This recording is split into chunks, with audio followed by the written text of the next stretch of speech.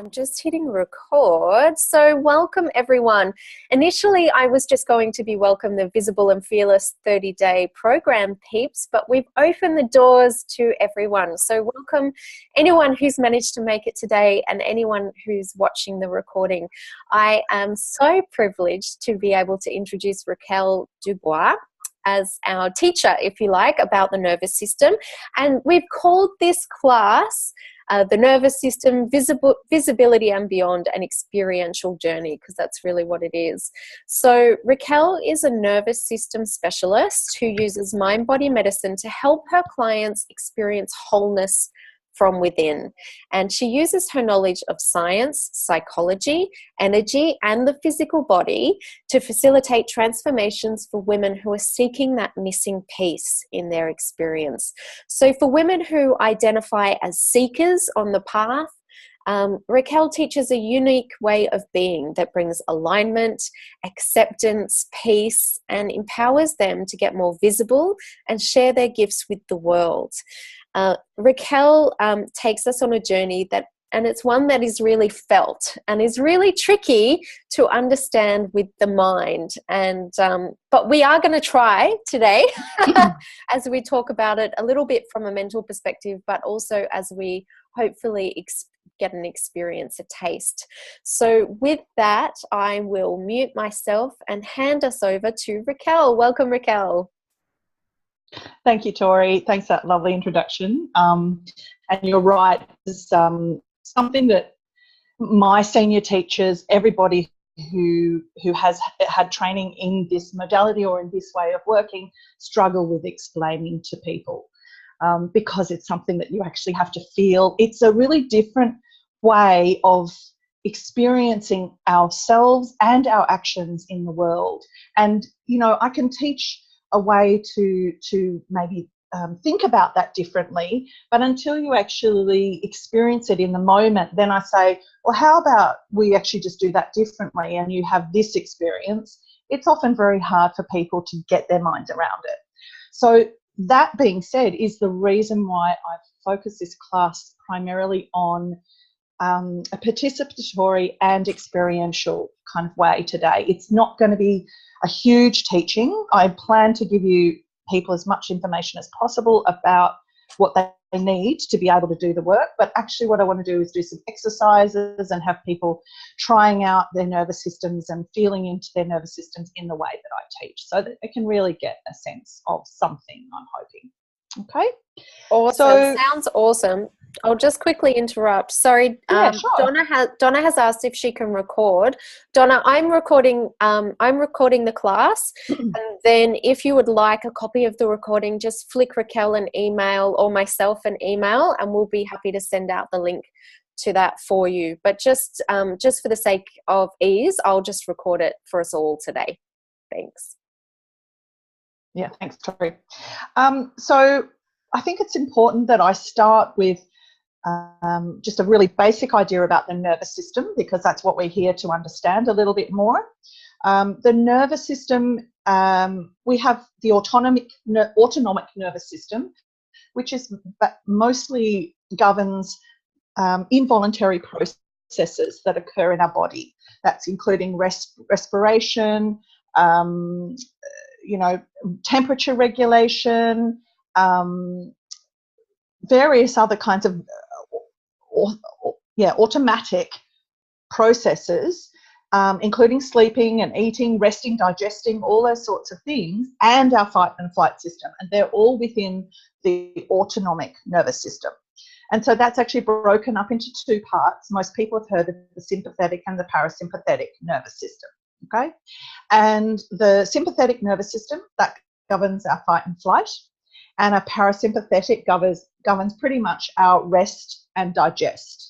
And today in this class, the focus is going to be on the parasympathetic nervous system and how to actually bring more rest, but in a wakeful and alert kind of way, into the body. And so it's this wakeful and alert relaxation that actually brings us more safety, and that's actually what helps us be more visible on camera, more visible in our daily life, more able to kind of interact with people and tell people how we feel and think and what we want to do and confront, problems, all those sorts of things. We actually need this more alert relaxation branch of the parasympathetic to be available to us.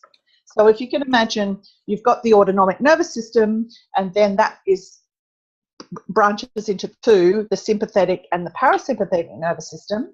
And then the parasympathetic nervous system, we're going to look at what's called the vagal branch. And in that vagal branch of that is the relaxed alertness. And that's what we actually want to bring online, this vagus nerve. We want to stimulate the vagus nerve in a way that actually is designed for mammals to feel safe. That's what the vagus nerve does. When it's stimulated, we can basically engage socially in a safe way with others. So have I lost anyone so far? Am I all good? Okay. So that's the premise of this work, is more vagal tone, more vagal availability, and that actually helps us feel more safe effectively, which means that any kind of work is possible when we have more safety. We're not flipping over into fight and flight. Okay. So the vagus is actually also has sort of two main branches. It's got so when we're born, the vagus is unmyelinated, more or less not myelinated at all. Some people have heard of myelination, nerve pathways being myelinated. Well, the vagus nerve is another one that is intended to be myelinated, but it's intended to be myelinated in the attachment system with the mother. Okay, but there's a part of the vagus nerve that is not myelinated and is never intended to be. It's actually it's inherited from the jawless fish and all those kinds of amphibians that live at the bottom of the ocean. That part of the nervous system, where it's a really strong shutdown conservation mode, it's never intended as a myelination. It's a quick and dirty response to getting relaxation into the body. So you can use, for example, a lot of practices that are designed to get people to calm down primarily use that old pathway. Okay, so that old pathway, you could use that, for example, in breathing practices to calm the system right down. You probably use it in most yoga practices, unless it's a hot yoga or something more stimulating. And then you're more likely just to be using the sympathetic rather than, I don't know exactly what you would use in the hot yoga, but I'm not sure. I think it's a bit of a combination, but the focus of this work is to stay within the vagus nerve. So the vagus nerve is a cranial nerve, and it actually runs from the brain to the inner ear, the muscles in the inner ear. It innervates the eyelids, the cheeks, the lips, goes down the striated muscles of the throat, and actually it goes all the way to a sinus in the heart. They believe the vagus is intended to down-regulate the heartbeat. Okay, and if you can imagine being in a social situation or a new situation with meeting somebody new, it's a stimulus. So your heartbeat will increase, So the idea is that when this vagus nerve comes online, it will down-regulate the heartbeat, return respiration to, an optimum and comfortable level, and then the person will be able to socially engage without feeling like they're ready to fight or flee. So that's what it does. But if you can imagine, as I've kind of tracked that for you, it's in this kind of upper part of the body. So that's primarily, it actually goes from the sinus of the heart, it actually goes all the way down into the gut, and I should have mentioned that as well. but the function of it is to downregulate the heartbeat, but it does go all the way down into the gut. And then it actually, there's pathways, then it just innervates the entire body. So you can access it through other nerves as well, but the actual nerve itself goes to the gut. So we can stimulate the vagus nerve at any point in that pathway that runs from the cranium right through to the gut. So, for example, that might be through vocalization. It might be through moving the muscles of the face, moving the muscles of the ear, moving the muscles of the neck. We obviously can't really control our own heartbeat, so that's kind of something that we can't do. But we can actually stimulate the gut a little as well. And I mean, we can kind of stimulate it through food or eating the wrong things, and that's why we get nauseous. It's actually the vagus nerve being stimulated. When we yawn, the vagus nerve is being stimulated. But we can stimulate the vagus nerve in the gut through making sound as well. If we can actually get vibration right down into the gut, then we can actually make sound. So we can move the vagus nerve. So I've jumped a little there, and about the myelination part. So there's one part of the vagus nerve that is not myelinated, never intended to be myelinated, and that's that quick and fast route to relaxation that doesn't actually involve us feeling safe to socially engage. Then there's the other part to the vagus nerve, and that's the part that we want to focus on, because that's the part that actually wants to socially engage, wants to feel safe, and isn't actually involved in any of the fight and flight mechanisms. That vagus nerve is also not myelinated at birth, but it is myelinated through the attachment system. And that's what happens with mother and child, mother and infant. That whole process, if you see, for example, so the mother's job is basically to assist in the regulation of emotions and also of the autonomic nervous system, because the infant actually doesn't have full capacity to control all of its autonomic processes in its body. It needs actually some help with temperature regulation. It's more than just the emotional regulation. It needs some help with other things as well. So can I just go back and ask on behalf of everyone a couple of questions? One from Kat is that why sound healing is a thing? Yes, absolutely. Yeah.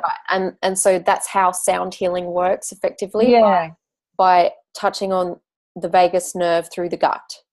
So if you are sounding yourself, exactly, then that would actually, exactly. So sound healing is a really effective way. If you are sounding and toning, that will actually stimulate that vagus nerve, bring the body physiology into a feeling of safety, and then resting, relaxation, relaxed alertness. And that is the optimum state for healing.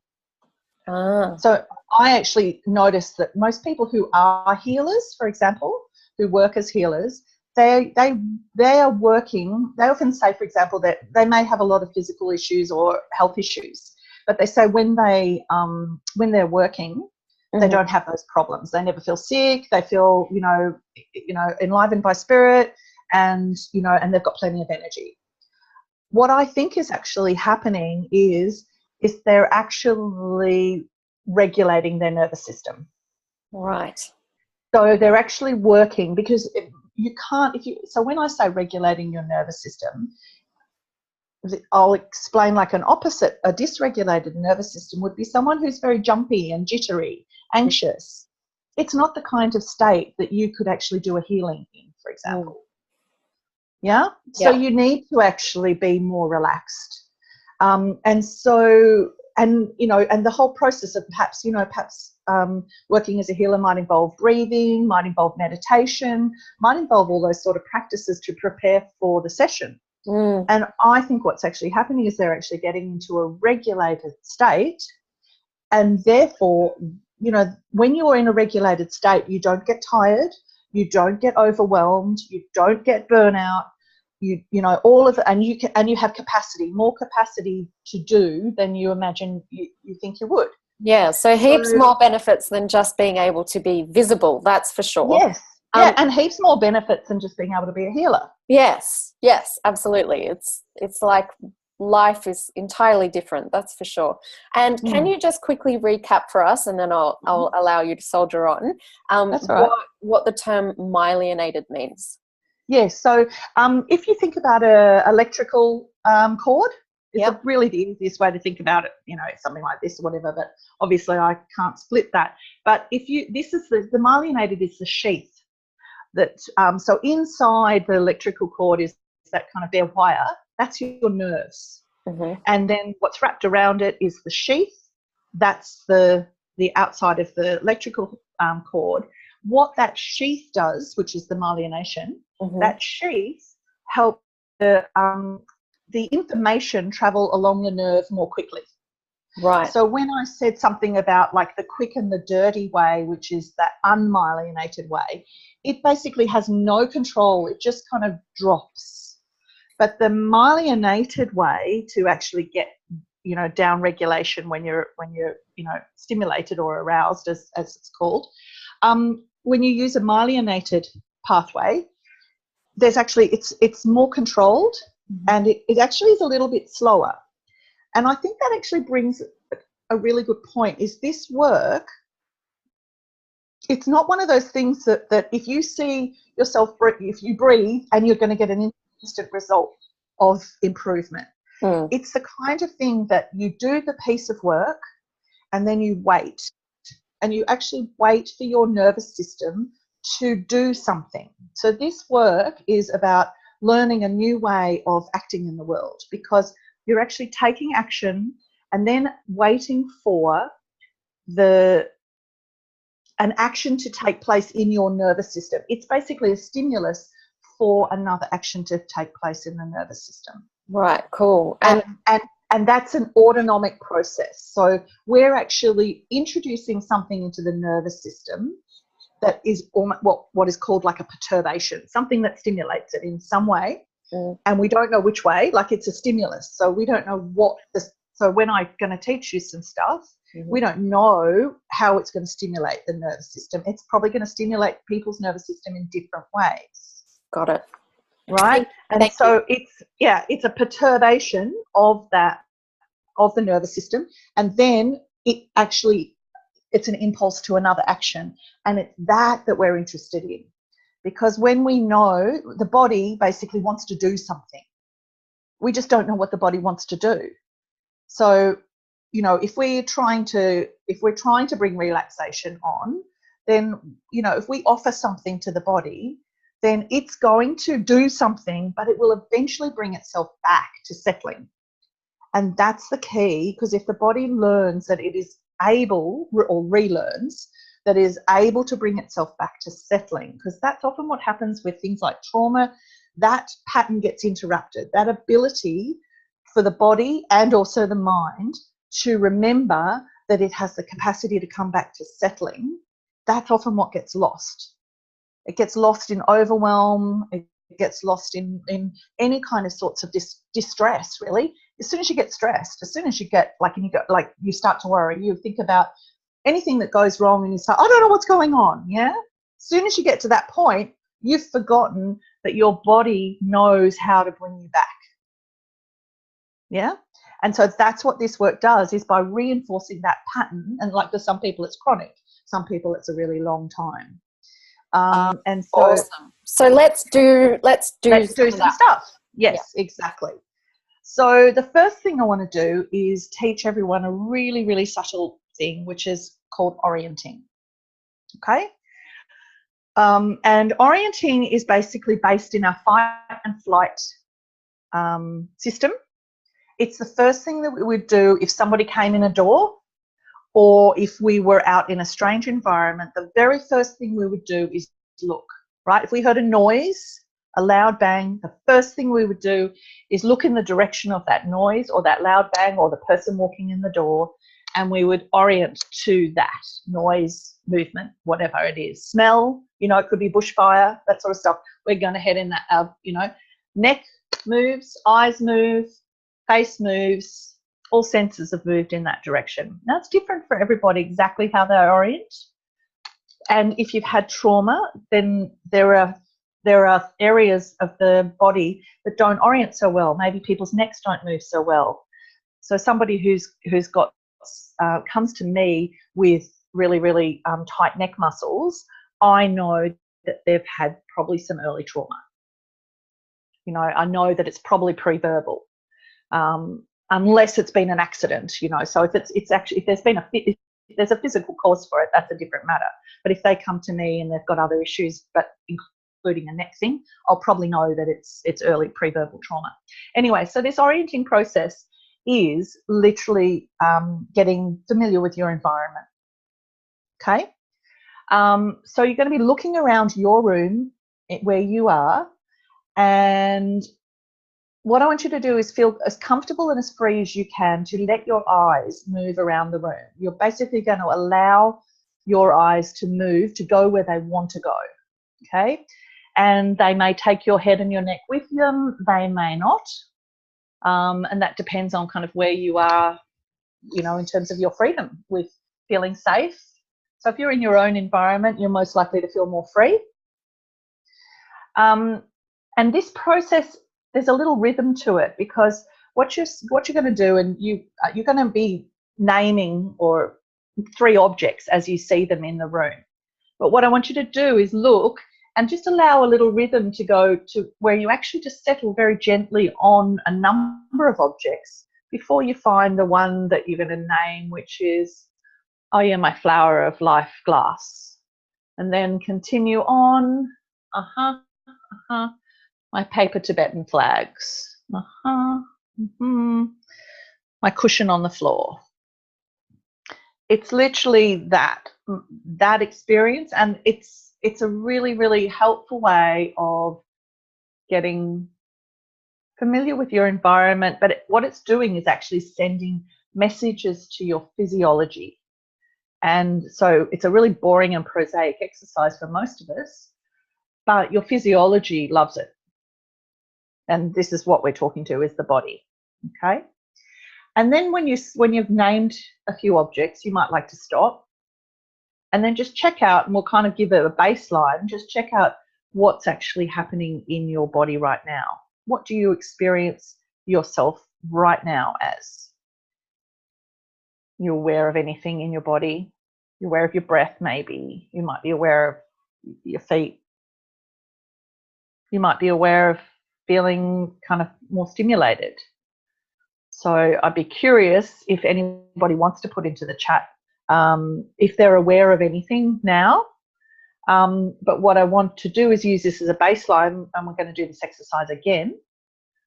And then we're going to actually check to see if anything's changed, anything's different from the first time. Okay, so if anyone wants to pop in the chat box anything they noticed in their body. Yep. Anne says, yes, I feel a bit murky, like an anticipation. Yeah. Lisa, a lot of energy running through my hands, especially the right hand. Alice, I do a small yawn after I do this. And I noticed I went from not being in my body at all, which is my tendency when I get excited.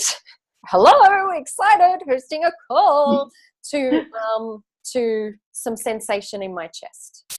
Kat said, yes, it feels like I can feel my spinal cord down my back. Carly felt emotion arise. Lena felt pain in her right arm. So all very different sensations. All very different sensations, and things I've seen in sessions, all of them I've seen in sessions before. Spacey, eyes became achy, all those sorts of things. It's because these are all different kinds of things that are caught in the nervous system. And yeah, I've seen all of those sorts of things show up in sessions. Awesome. So how about we try this again now, and then we'll just see if there's anything changed. So we're looking for difference is what we're kind of going for at the moment. Okay. So again, just to remind you, it's looking around the room to allow your eyes to go where they want to go. Okay. So there's a relaxation about it, a rhythm about it. You might settle on a number of objects just lightly, very lightly, before you choose one to name out loud for yourself.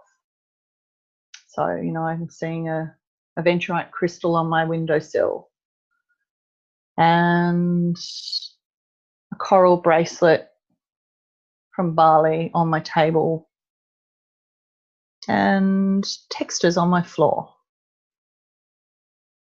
and crumbs on my carpet.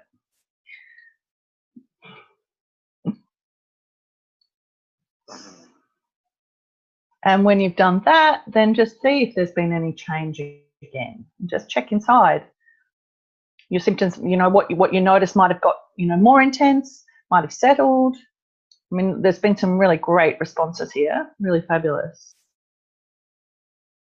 Okay, cool. So I'll be the voice, if you like. Catherine was really aware of her hearing, listening to us, and then wondering what she noticed, and then a twitch in her left thumb. That was for the first round. And said my head turned a little more and my eyes moved along a bit more. I felt more relaxed in my eyes. Maria had more space in her body. Lisa had hands relaxing, yawning. Kerry, first time I felt stimulated. Second time I felt calm. Kat, to a warmth in her spine from tingles and her ears are alert. Andrea, I'm breathing deeper into my belly. Alice noticed her lower back is a bit sore. Catherine, with the second round, more fluidity and space in her movement. And I noticed that my sensations dropped from just around my chest to down in my abdomen, my belly. Lena's arm still in pain, but feeling a bit more relaxed. So, sensations change. Yeah, and so for me also my hearing changes as well sometimes, and that's what it did this time. I noticed my hearing kind of became a little bit more acute.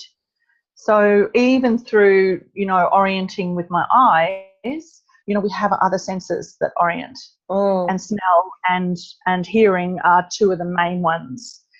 Touch is another one, but we're going to use that as part of the next part of this orienting process. And Raquel, when I don't have someone like you guiding me through this process, I find it quite tricky to tune into the sensation and to really have the space to really feel that. Is that because of the whole attachment component? Yeah. So I'll answer that in two parts. I'll kind of come back to that in a moment because just to say in this particular exercise, you don't need to tune, you don't have to tune into this sensation, okay? Right. There is some value, there is a great value actually in tuning into the sensation because the value is in noticing there's a change. Yes. So if we notice that there's a change, our mind then can tell our body, oh, things change, this isn't going to be permanent, there's going to be something happen. Right. And the mind and the body can kind of let go and let their own things do their things because we know that eventually the body's going to find its way back to what it's built to do. It's biologically built to settle. Right. For Good to know. And for some people it just takes longer. For some people they're stuck up in not settle, which is freeze or fight or flight for a long time, but they eventually do settle. But what happens is they might have frequent cycles. So they may settle and then they get aroused again. So they're like, oh, I never settle. Well, actually they do. They're in just a constant cycling arousal state. Right, cool. But the body actually biologically is designed to do that. So in the answer to this exercise, you don't have to be aware of your sensations to be able to do this, although it helps with the differentiation aspect. If you just basically use this exercise, not at times of severe panic at first, you use them as you're teaching your physiology to do this, it will then remember when it comes time that things are a little bit agitated, you do the practice and your body goes, oh yeah, I remember, this is really cool, I love this. I get a bit stimulated and then I settle. Right? Great. So that's what the process is. So it's important to actually practice it. Okay. And this is why it's great for people who are doing visibility issues. Just this exercise. If you did this every day before you used your computer, even if you're going to be on camera or not, and that would be the best thing, is like set yourself up as if you are going to be on camera, but you're not doing camera, for example. You're just going to do your little practice before you do your day, whatever that is, but it involves your equipment, and that is looking around and being present. It's a kind of meditative or contemplative practice for the body. Right. Okay? Yep. So that answers that bit. The other part is absolutely important, and I know Alice brought it up, is like, why can't I do this work so easily, or do I need somebody else to help me guide, etc.? And it is to do with the attachment system and the myelination, because we're biologically built for the vagus nerve to come online in relationship.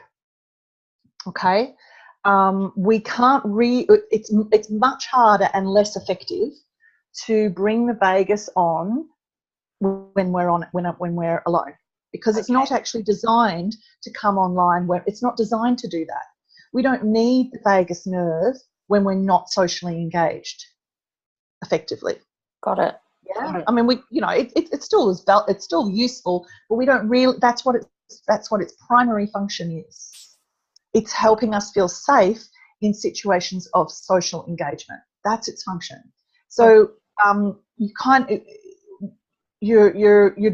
do some things to help stimulate and work your vagus nerve, but when it actually comes to really addressing your fight or flight symptoms, really addressing a constricted nervous system and all those sorts of stuff, you need the vagus nerve to do that, and it needs to actually be done with somebody, because that's how the biology is built.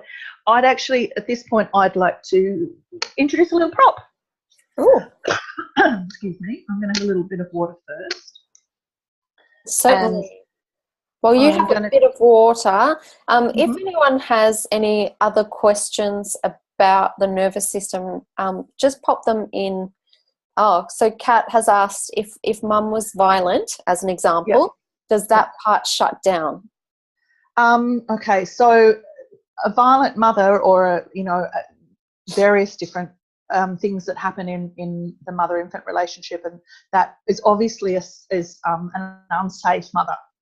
Okay, and so it's not about shutting down. It's actually about that the part hasn't been wired up. So we come in ready for somebody to wire our attachment system up, and somebody to, if you can imagine, put that sheath on the electrical cord. That's what we come in ready and primed to do. Our biology is like, yep, come on. That's why we're so dependent for so long and so helpless, unlike some other mammals and certainly other creatures, right? Reptiles, for example, they don't have the issue of myelination. It's not in their nervous system. They're not myelinated. Jawless fish that I mentioned before, none of their nervous system is myelinated. Reptiles, not myelinated. It's only when it gets to the mammals that you actually start bringing in myelination of the nerves. So and the myelination is I mean, in other nerve pathways it's done before you're born, but with the vagus it's done when the attachment process between mother and infant. So in that, if there's a disruption in the maternal-infant bond, what that will often do is that the vagus might be, let's say, it might be glitchy, the myelination. It just might not be smooth and in all parts. So you'll see people, for example, who manage quite well and function really well in a variety of circumstances, but when it comes to interpersonal relating, there might be just too much anxiety there. Or it might be about the camera, but there's like different little, and they're like, but I'm fine in any other situation, right? And it's because there is some myelination. Most of us get something, although with a violent mother, there is a great tendency for a lot of fear in the infant. And that will affect even more things than just the vagus. There'll be a lot of fear in the body. And so there'll be quite extreme fear states, probably for a lot of people, like maybe somatic pain, fibromyalgia, all those things might show up, with somebody who's had a violent mother. Not to mention all the kind of personality adaptations that might take place with the caretaking personality, I better not say anything so that I don't kind of upset mother. And kind of this unpredictability kind of inbuilt in the nervous system, not being able to trust people to be consistent and true. So that comes on the personality level. That's it further on in the development. But in the early development with the vagus, it'll be that it's a bit glitchy or that it won't be well myelinated. There'll be a lot of fear around being in relationship with others. And yes, I just saw that question. It's absolutely true, is that so there's this idea about a good enough mother, and they say that really if your mother is there 30% of the time, that's good enough for most developmental things to occur. And if you have, whether or not 30% of the time she was there or not, if you have another close attachment relationship like a grandmother, Cynthia's just mentioned, that will absolutely usually substitute. So quite a lot of people, for example, may have some problems with, may have some difficulties with one parent and not the other, and that will assist. I mean, there'll be some glitches in the early part because the early development is really supposed to be between mother and child, but then the other parent may assist with some of the problems. You know, we can myelinate at any stage of the life, which is why I do the work I do. Right. Okay. We don't have to just get it when we're born. It's just that we'll go through our life and things just don't quite work out, and we don't know why. No matter what we try, something always kind of goes wrong. It's because there's a bit of a glitch somewhere. Okay. But you can, with, you know, later on in life, with a therapist, with a partner, with a grandmother, all those sorts of things can be assisting. Yeah, it is exciting, Alice. It's amazing work that we can do it at any stage of life. So let's do some more. Yes. Okay, so let's do some more. Let's see. Okay, let's do okay, let's do some more. I'll show you this little thing in just a moment. Okay, because I wanted to show you this model of the nervous system, which is really cool, but let's do another thing. Okay, so this one here. Now, I just want to kind of preface this by saying this can be quite stimulating. And what I'm going to ask is that if anybody has any nervous system conditions, I'm going to also take you through it, but I want to do it as a separate group. So I'm going to basically have you self-select into two groups. If you have something like fibromyalgia, chronic fatigue, IBS, any colitis, migraines, anything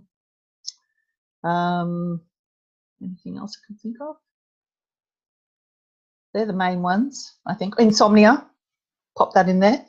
If you have those sorts of conditions, I want you to self-select into a second group, okay?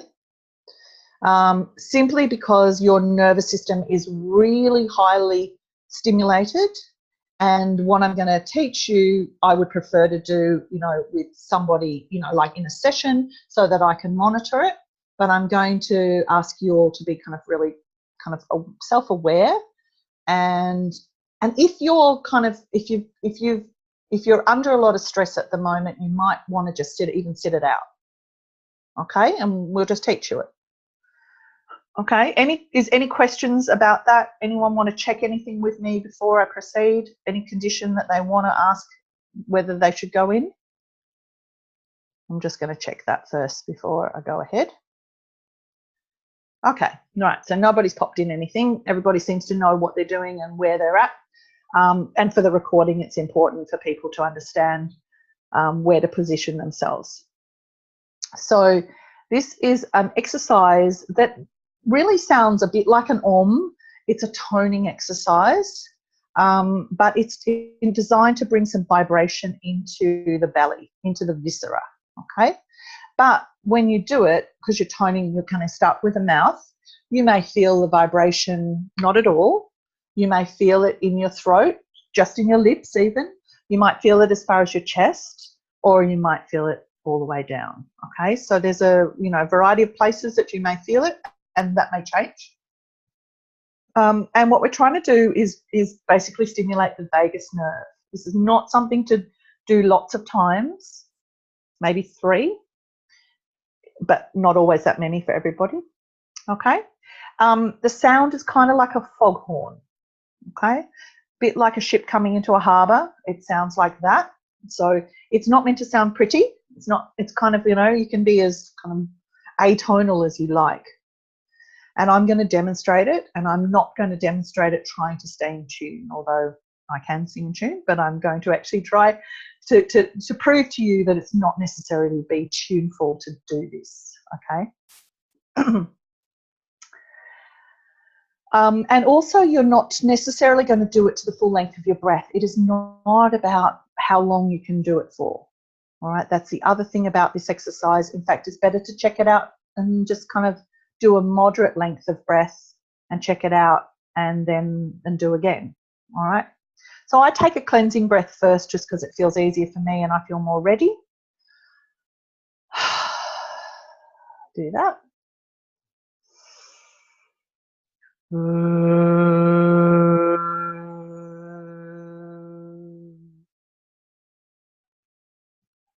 So I had more breath than that. I used a fair amount of force because I was able to really track the vibration in my own body.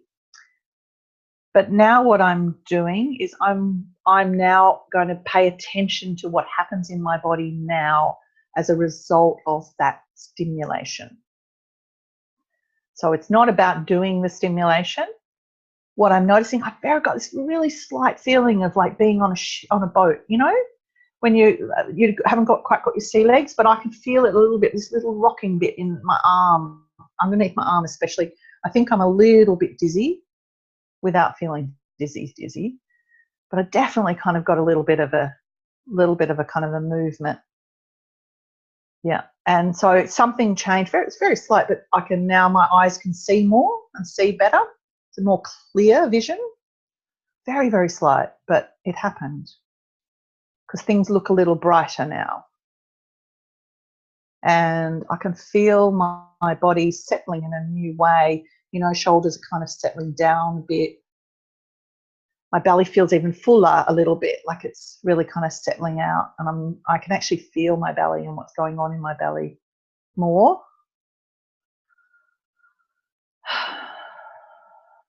And, I came into a breath. So that was my experience of having a little bit of a stimulation. So I'm kind of curious if we wanted Victoria actually turn the sound on and have people do it all together. So it's not to necessarily you don't have to. You can turn it off if you turn off your sound if you'd rather.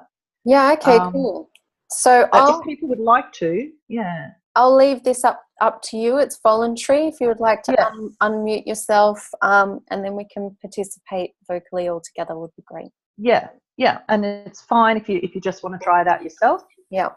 But we're going to do it together anyway, right? Yeah. And we'll see. I'm going to do mine gently because I got quite a stimulation there, and ideally I'd settle for a little bit longer, although I've got a settling. So and I'm just going to talk this out so I get a little bit of more settling. But when you if you imagine a bell curve and you're stimulating or perturbing something, so you're getting an arousal cycle on the bell curve, up it goes, and then the stimulus at the top, and then down it goes as it deactivates. Mm-hmm. But settling and integration can take a really long time, even though we've hit the bottom of the deactivation. So whilst we've come all the way, or I have come all the way down, I may not, and don't believe I have, fully settled and integrated that stimulus. Right. And that's part of the process. And often for example, people who have chronic fatigue don't understand. So their system might respond to a stimulus, deactivate, and like I said before, the cycling happens because they're not settling or integrating. Yes. They're just jumping back in, right? And so nothing, and that can happen too with when you're receiving healings or anything or doing other work. If you're not settling and integrating it, then you're actually just kind of negating a lot of what's happened. It's just become a stimulation and a deactivation, and not a chance. Which is a habit for a lot of us, isn't it? It's a lot. I see it a lot. Yeah, it's a habit. Let's get on to the next thing. We've got to, next new thing, and move, fast. So I teach a lot of people, every time you do one exercise, whatever you do, even in your daily life, nothing that I've taught you, sit down for 3 minutes between or 1 minute even, between everything you do, because that's a punctuation mark. But it's a punctuation mark not just for your mind, but for your body to say, oh, I've just finished something. I'm just going to settle and integrate that. And you will then continue that process of settling and integrating when you move on to the other thing, but you've offered it a punctuation. Yes, that's certainly something I need more practice in myself. Yeah. I'm sure others can relate. Yeah. All right, so let's have a go and we'll do this VOO sound together, okay? All right.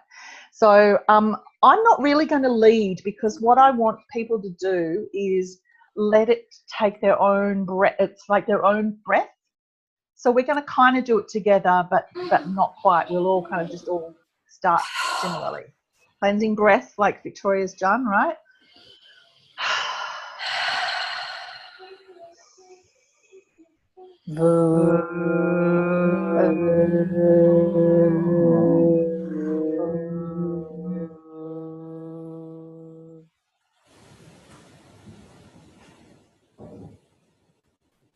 And so I was able to do more that time because I'd taken a little bit more time to settle by talking to you. Yeah. So I was able to do not as softly as I thought I was going to have to. But just tracking your body now. I'm just going to go quiet for a little bit and let you track that. Nope. Everybody's muted.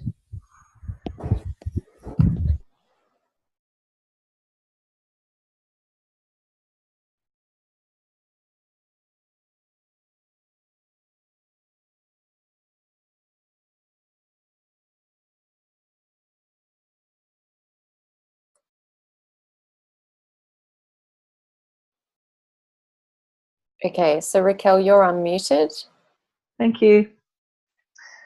So I'm just wondering if people would like to put any comments in the chat about what that experience was. We'll probably do it again, because for most people, if they've never done it before, it's useful to do it once, but to do it more than once. But let's see if a full breath. So that's great. That absolutely indicates that you've had a deactivation with the full breath. Yeah. And Anna felt more the first time than this time. Yeah. So Anna, you might have quite a tight nervous system, and we might, when we do the second vibration, you might feel that you'll get a little bit more glow in the heart. Yeah. So you probably got the vibration go down as far as your heart chest at least, Kat. Yeah. So Kerry probably felt it go all the way through to her viscera, maybe. With that wave. Andrea, sensations, I'm not sure, sensations in cocky right little toe, hearing sound sensation. Yeah, so your ears got stimulated in that process. As I said, the vagus nerve is in the muscles in the middle ear, vibration in the body, feeling something in the rib cage, a little dizzy. Yeah, so that will settle. And watch it settle. So it's really important when you get dizzy, if you actually use your ability to watch your process, it's actually teaching your brain that same thing that I said about before, is that you settle, and it's you get aroused and then you settle. So if you actually watch the process of the settling, then that actually teaches your brain, oh, yeah, I can be stimulated in some way, and that might feel a bit kind of like a perturbation of some sort or other, but I will settle, because we're talking at the language of the nervous system here, and that's what we're trying to teach it. So yeah, sensation coccyx. Thank you, Andrea. Right, tingly right through. Yep. So that tingly might be a little discharge, perhaps. I don't know. Some people have like a little tingles that can be a discharge, that will take me to this my model shortly. But it can be like a discharge of some of that, that the energy that needs to kind of be discharged outside of the body, and so tingles can happen like that. Rumbling belly is absolutely a symptom of a change in your vagal state. So actually burping, farting, yawning, rumbles, they're all part of the vagal change. I don't know, Monique, about beta sound waves and theta. I'm not using those sorts of things, so I can't comment. And yeah, so absolutely, as you know, I see it often about emotions coming in to people's awareness when they get more embodied. As soon as they get more into their bodies and more embodied and bring their whole energy back into their body, then emotions, tears, gratitude, those sorts of things. Gratitude's a big one. I felt that myself. It's like, oh my God, I'm here in my body. I am actually in my body. And suddenly some like massive gratitude arises from returning to that state, which is kind of, our, what we're gifted here on the planet, with why we're gifted with a body. And so, I feel that too quite often. Ripples of energy through moved limbs. Yeah, so quite a lot of people got a stimulation. And so we're going to do it a second time, and this time I'm just going to include the people who I asked to not participate, because we're all going to do it this way. I think it's the easiest way to do it, and we're going to do basically like a half VU, okay, effectively. So this is just a smaller stimulation, and it's something that if you have any of those symptoms that I mentioned, the insomnia, the fibromyalgia, chronic fatigue, IBS, colitis, migraines, those sorts of symptoms, this would be your first round. And for everybody else, we're gonna join them and do it the same way. We're gonna do a half VU, okay? And that means not as much V on the tongue, right, or on the lips, okay? So just be a little bit more gentle with your VU, okay? And you're not going to push as hard if you push at all with the breath, and we're going to do it for about half the length of time, okay? So it's going to be a little stimulation. And for some of us, we're going to see, for those of us who have maybe, who participate in the first round, we're going to see if we have the subtlety to perceive the smaller stimulation or not, right? It might not be quite where we're at, but that's what we're all going to just see. Okay, we're going to test it out. Okay, so that we can all join in together. Otherwise, we'd be separating two groups for too long. All right. So again, if you want to unmute yourself, Victoria, you can give people permission to do that. That you can unmute if you want to join in the sound. You don't have to. So Tori, have I got your sound? Are you joining me? Yep. Okay. That's good. All right, let's go. Okay, so again, the breath. And just remember, we're doing this gently. Half boots.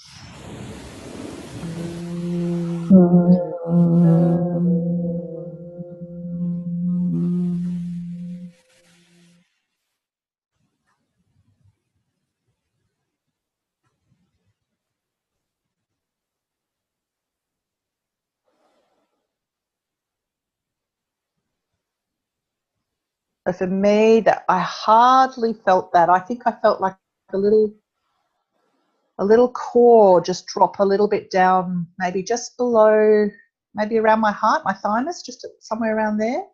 It's just little, like it just traveled down a really thin tube just to there. But again, my hearing has changed a little.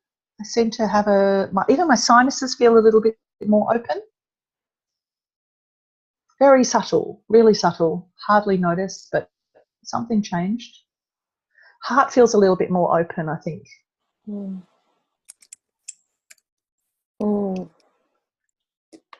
Okay, so Kat has goosebumps. Andrea has gentle breath relaxation into the solar plexus. Kerry felt it in her heart and her sinuses too. Alice is yawning. Yeah. I felt it definitely in my belly, some tingles, some sinus stuff, some Dizzy stuff, lots going on for me. Mm-hmm. Some Yeah. drowsiness from Catherine. Yeah, cool. So if you would like to remute yourself, you may. If you want to stay Mm-hmm. unmuted, you may. Yeah, and Dot, exactly. So not as intense. So this is part of how I work is like, so we're tracking the difference there, and you've just done that. It's like, oh, it's different this time. So a nervous system, when we're actually kind of working through, we're tracking the changes to the nervous system in this way.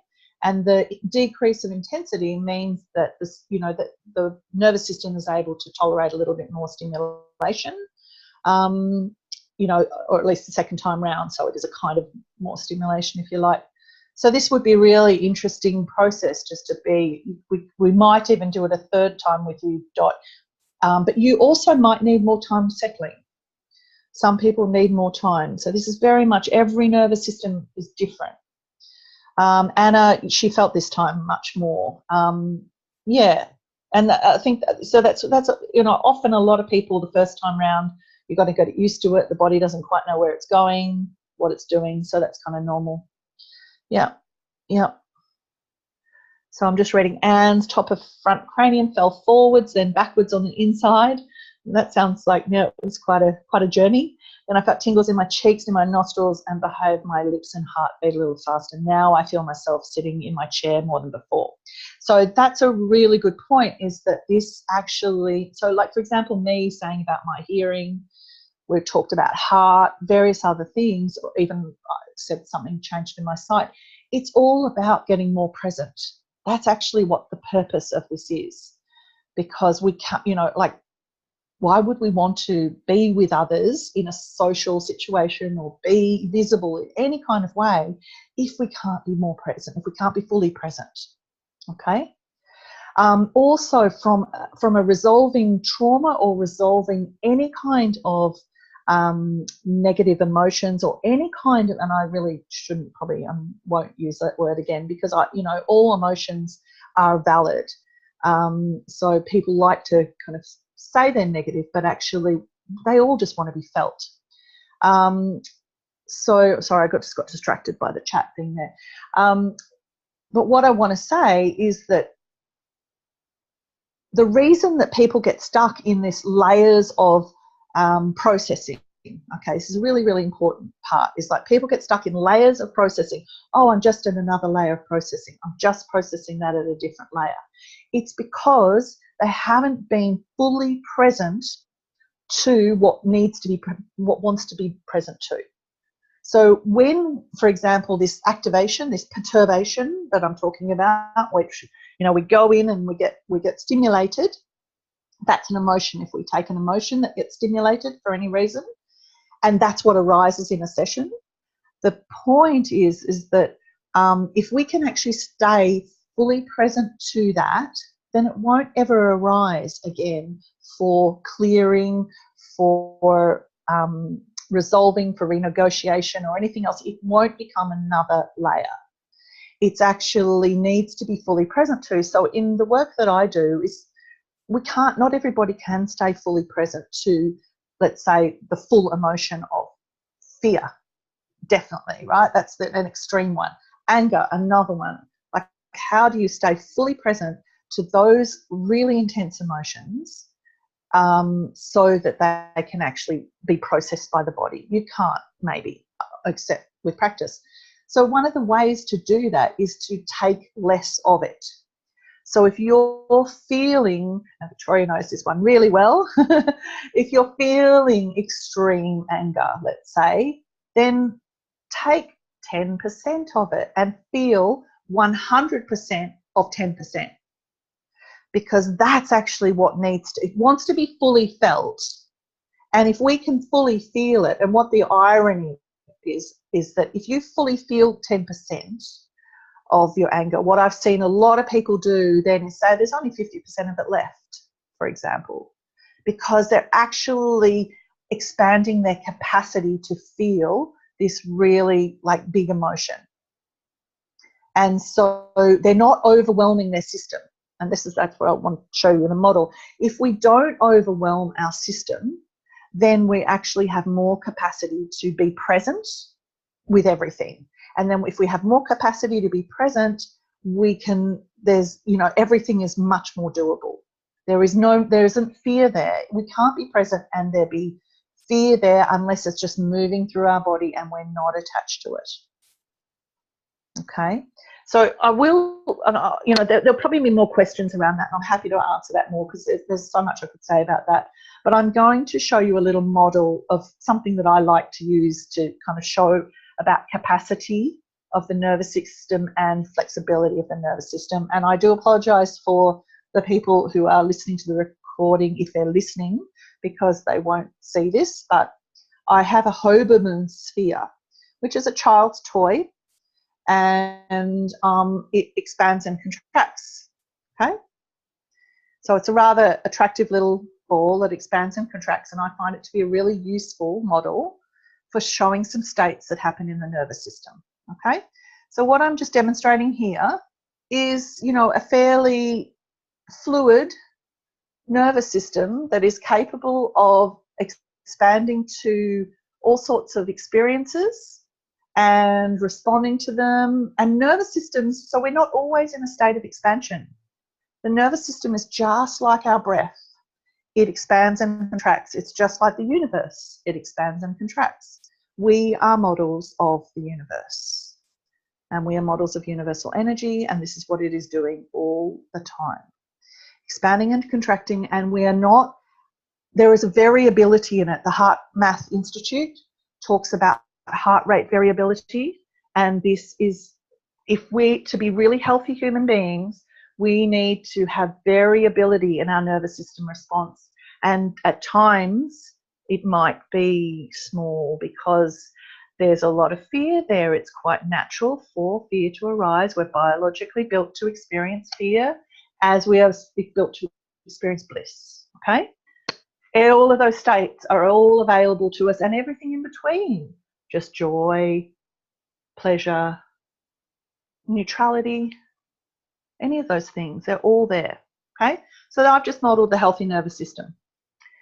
If you're taking a nervous system that is really contracted, that maybe is in a state of fight or flight, I'm just going to, I think I've lost one of my ear things.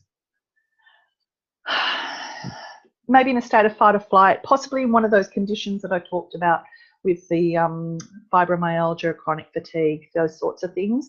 This is a kind of nervous system that will be presenting with somebody like that. And that's why I made the caution about the VOO sound. And someone did ask, it is VOOOOO sound, exactly. So if you've got somebody who's had a trauma, who's in fear, or has been chronically shut down and has these symptoms, but just anybody who's been chronically shut down, their nervous system might look a bit like that. So it's still moving, right? We're not dead, okay?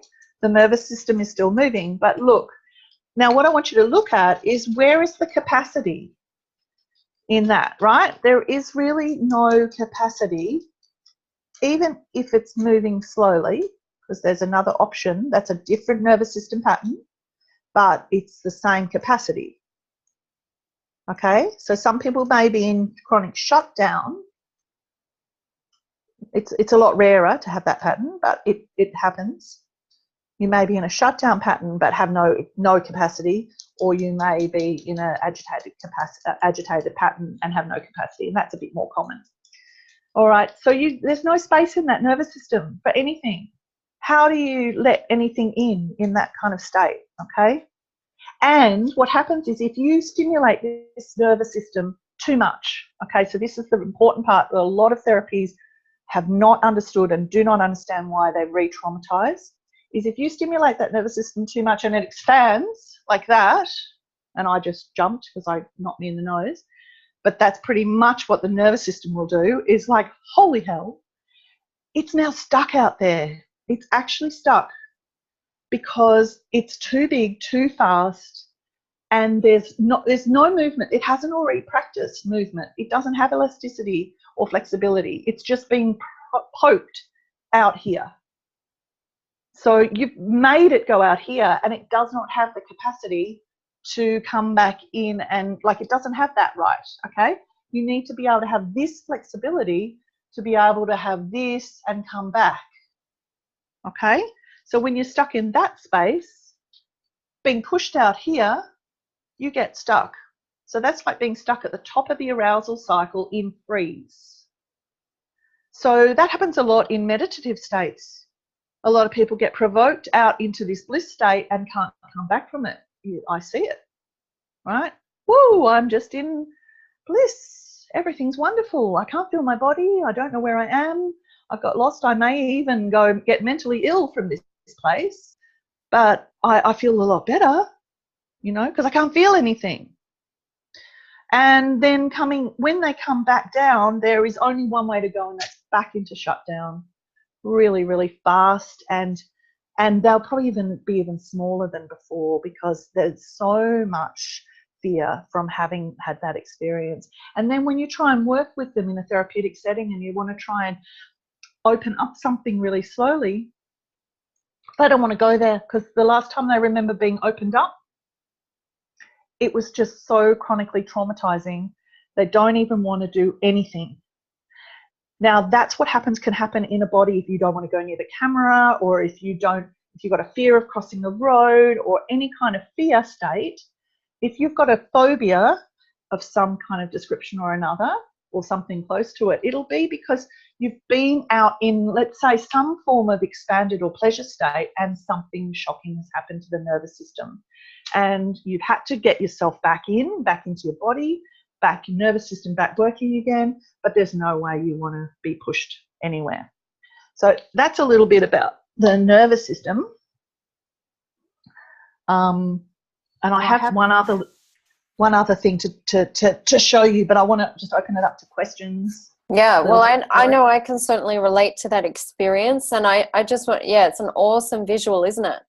I can certainly relate to that experience in yoga practice, in meditation, wondering what was wrong with me. And then when my nervous system got to a certain stage, I experienced that kind of catharsis that I couldn't return from in kinesiology. And in fact, and I do think that really explains beautifully why the therapy or the modality doesn't stick, why it doesn't last. And the question from Maria is that the fear of success. Yeah, so I think any fear, you know, we're really talking about any kind of fear states, and absolutely, you know, when you have pleasure.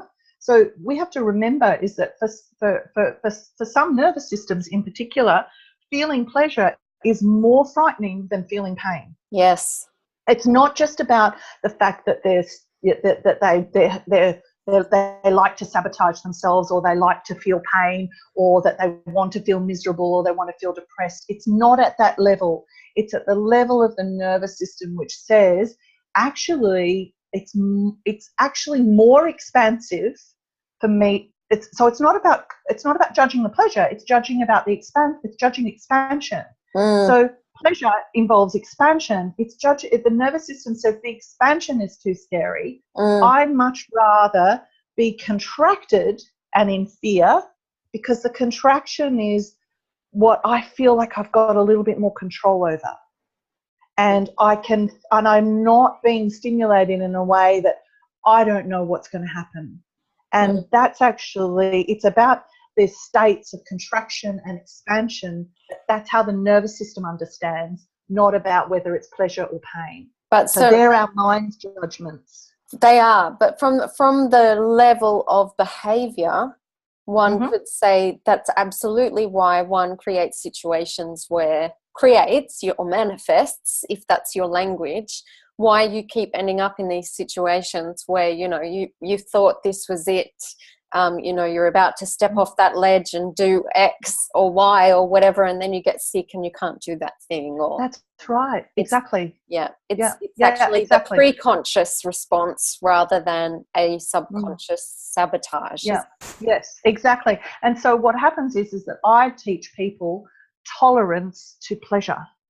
And again, I know somebody, Catherine, you said you missed something, so I'm going to kind of revise that and talk about it from the perspective of pleasure.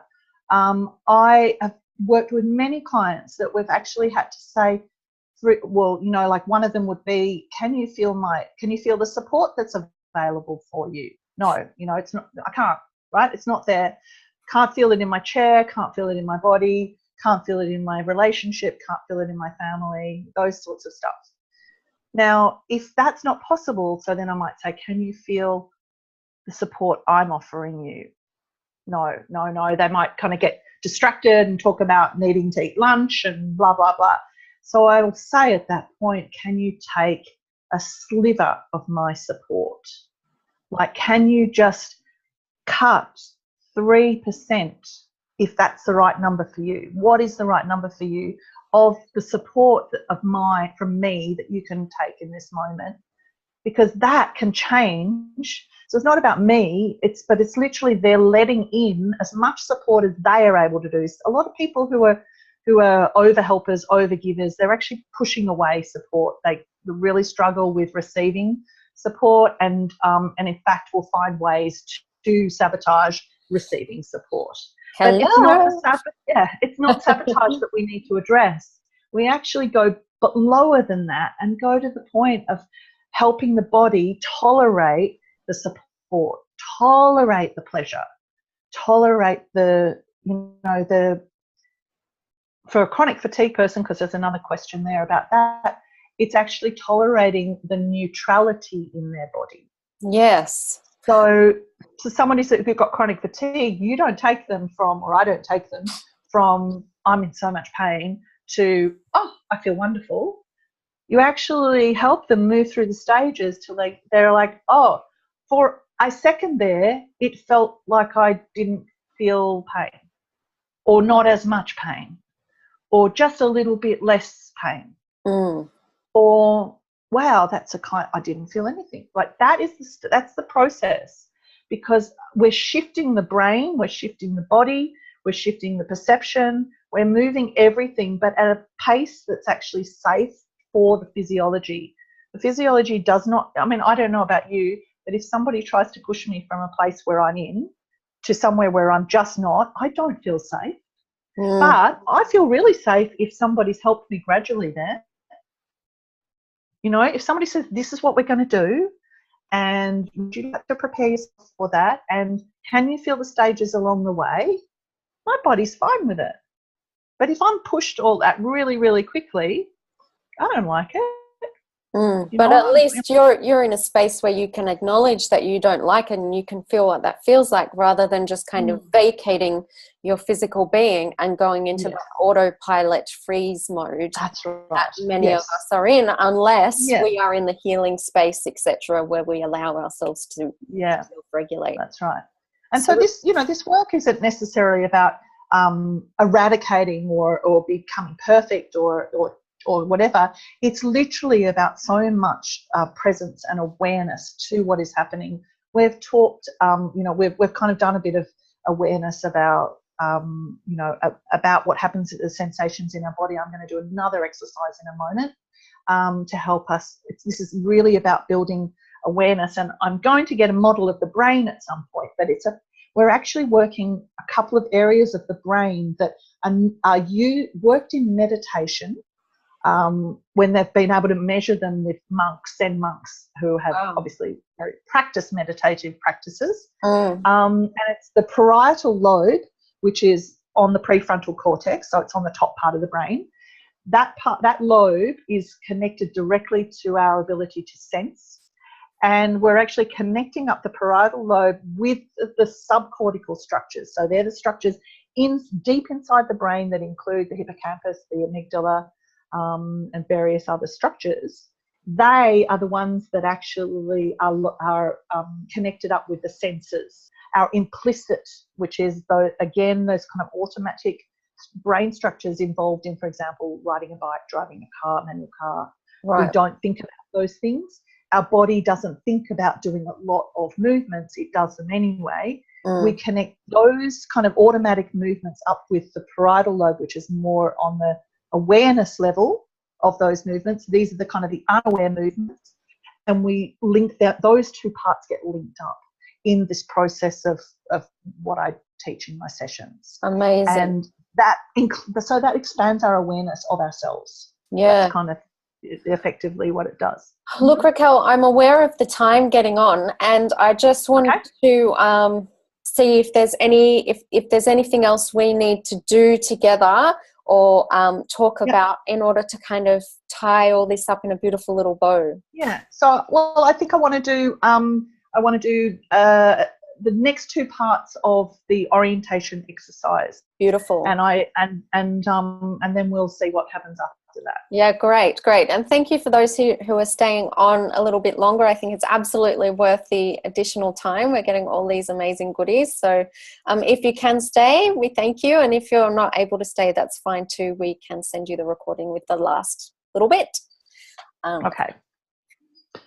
All right. So the next part is another. It's an extension of the orientating exercise, and once you've succeeded in doing the orienting to your environment, you can move on to the next stage, and that is becoming aware of what I call your periphery, and that is what is touching your skin and what your skin is touching effectively. So I'll give you an example so that you know. I can feel quite acutely my slipper and my sock kind of pressing against my ankle, my right ankle. It's kind of like a little tight.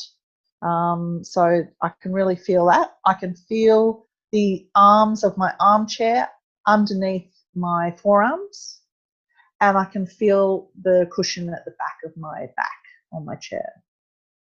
Right? So it's the same sort of thing, but it's more of an awareness instead of the outside. It's an awareness of the outside of your body this time round. Okay.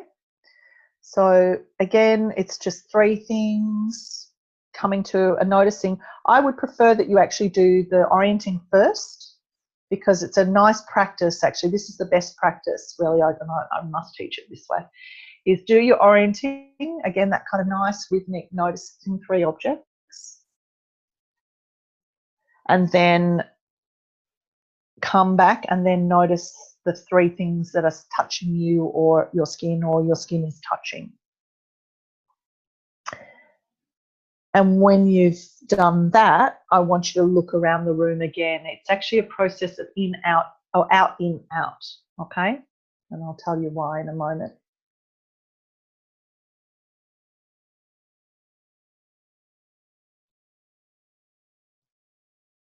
Okay, so it's really important that the body learns that when you go inside, you can come back out again. That's the purpose of this, because some bodies get stuck on we're going to go inside is the next step. So that's not the outside, the inside. But where some bodies get stuck on the inside, and if you're, for example, in an anxious state and you're stuck there, it's a frightening thing. So the body actually needs to learn this process of when we look around and we go inside and we look back around, that's actually the cycle of safety. Okay? And so you would do that 3 times, that thing of around, looking out, looking to the periphery, and looking back out again. That's the cycle of 1, and do that 3 times. Okay? And then the third and final component, and you know, I take it in more detail in my sessions. We kind of look for finer things or little imperfections and all sorts of things. So there's lots of ways of practicing that, and I will record this as an exercise at some point, but just so that you have the complete exercise. So this time around, you will look outside in your environment, and then you will look inside your body and notice some sensations, and I will give you an example so that you know. I can feel the inside of my throat is quite dry. I can feel the tongue in my mouth too.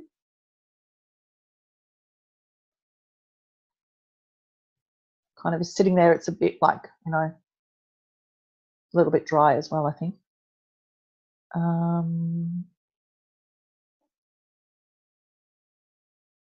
And I can feel just this sort of pleasant running something through my body, actually. Like, it's not blood, it's more a vibration, just moving through heat. I can feel heat around my cheekbones, this kind of warmth that just arose as I kind of came in touch with my the movement, energy moving through my body. That's kind of, I can feel the warmth coming into my palms now as well. So, some people might notice, a sensation in their gut, or they might notice their heartbeat, they might notice their breath. There's lots of things they might notice. So maybe have a go with that and then come back out again. So try that yourself. Going out, looking inside, and don't stay too long. Excuse me. And then go back out again. So if someone is having a bit of trouble going from inside to outside, is there a tool for helping with that, or is that really where the beauty of So what I would say is that if you're having trouble with the inside, you only stay with the outside, and possibly moved up to the peripheries. And particularly, for example, people with some of those conditions I mentioned, not for everybody, but for a lot of people in that sort of situation, going inside is a little trickier. Particularly people with anxiety can be trickier as well. So you stick with the outside process until more safety comes in the body. So the looking to the outside, and for some people, for a very few people, looking to the outside is not safe for them. So that's why none of this can be generic, because until I see the nervous system in front of me, I can't say, oh, you should be doing that sequence. Yes. I have some people who looking around is too stimulating for their eyes because they got trauma in their eyes, or they were a child, and like I mentioned before about that young child with pre-verbal trauma and trauma to the neck. The reason that the neck doesn't move is because it's too stimulating when it does. Right? It's not because we need to change the neck. We actually need to change the stimulus, reduce the stimulus for the person. So I might play around with being really gentle with the eyes. Maybe can you just close one eye? Maybe can you half close both your eyes? So with all of that, only look 1 meter in front of you. With all of that in mind, these practices that we are learning today are very much only for our own use and not something that we suggest that you incorporate into your own modality at this stage, because because there's a lot of complexity to this. There are basically 7.5 billion different nervous system patterns. Yeah. As many people as there are on the planet, there are that many nervous systems. And so it's not the kind of thing that you can teach as a general thing. The orienting for most people is a pretty safe practice, but not for everybody. Yeah. So it's really important that we don't generalize. Just thought that was worth mentioning. It is really important. No, absolutely. I mean, this has come from 3+ very specific and specialised years of training that I've taken. It's not just a weekend course, and it's not something that I can cover in an hour and a half. Absolutely. But I've certainly had a go today. Yes, and we've certainly had a go at experiencing some of the some of those experiences about what it's like to orient and what it's like to feel our inside versus our outside, and how that can affect our bodily awareness and our capacity to be in our bodies, and how that relates to our nervous system and how we experience our world, which is really, really phenomenal work.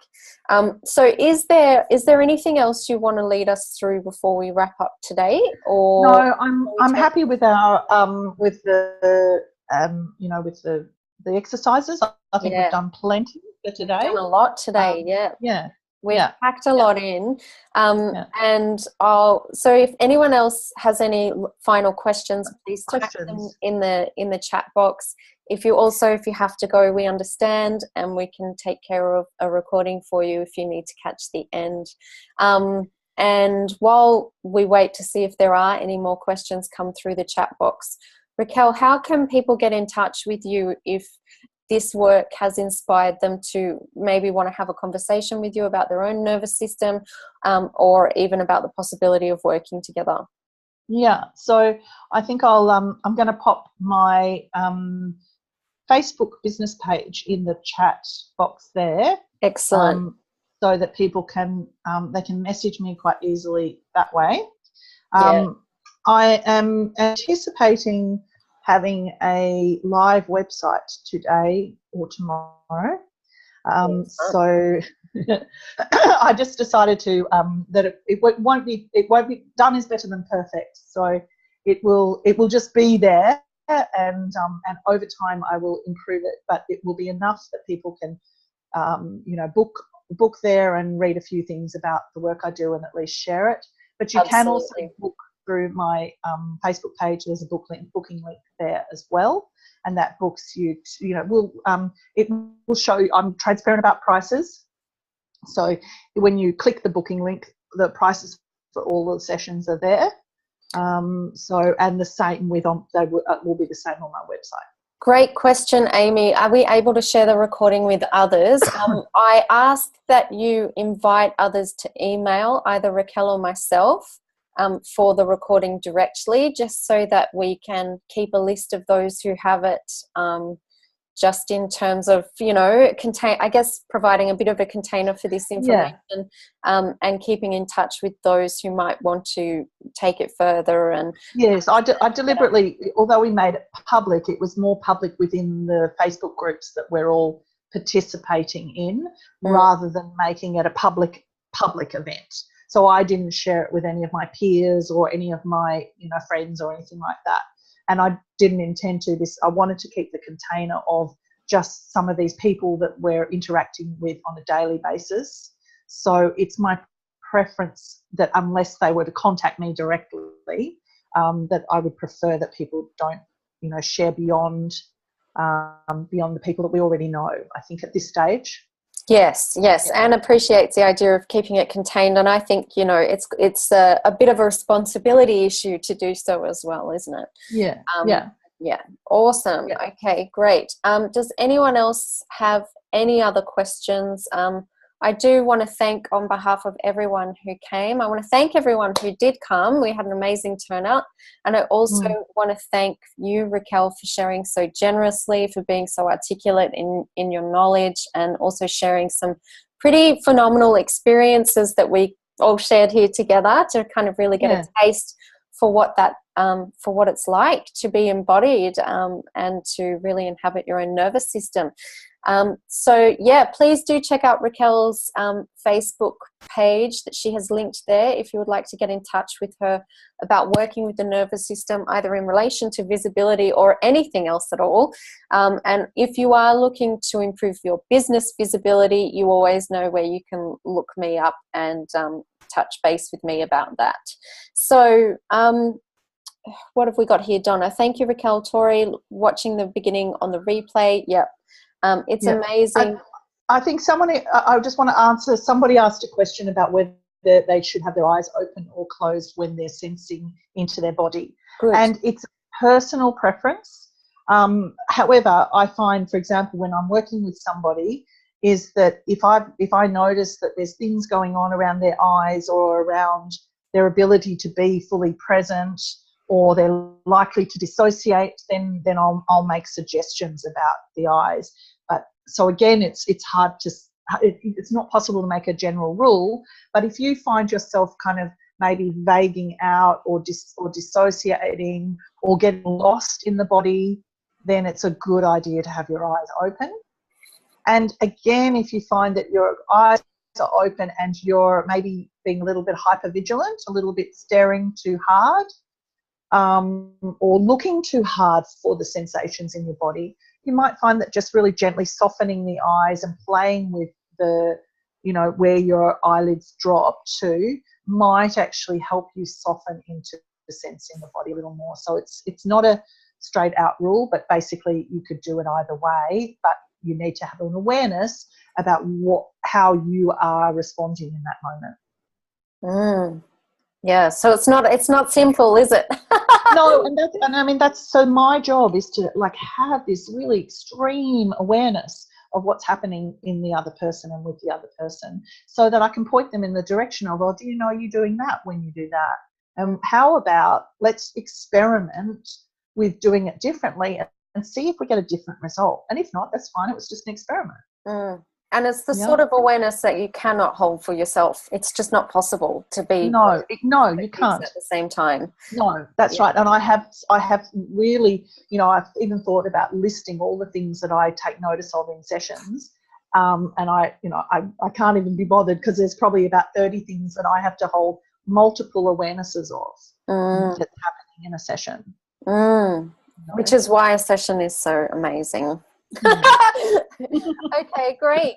I'm just going to do one last check. I think everyone's happy to sign off now. So we'll do that with love. Thank you all for coming. Kerry says thank you so much. It was phenomenal. Learned so much, have a better understanding of Raquel's work, which was one of the key aims of today, which is excellent.